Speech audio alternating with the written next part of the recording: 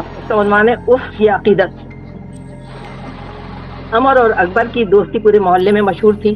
हमेशा साथ साथ, एक टोपीधारी एक चोटीधारी, दोनों अपने अकायद के पक्के। अलग सुबह दोनों अपने घरों से निकलते। रास्ते में एक पार्क पड़ता था जिसके दरवाजे पर बोर्ड लगा था, फूल तोड़ना सख्त मना है। वहां से फूल तोड़ते। अमर मंदिर में घंटा बजाता और फूल देवता के चरणों में अर्पित कर देता। अकबर मस्जिद में नमाज पढ़ता और बगल में बने हुए मजार पर फूल चढ़ा देता। एक दिन पार्क में फूल नहीं मिले।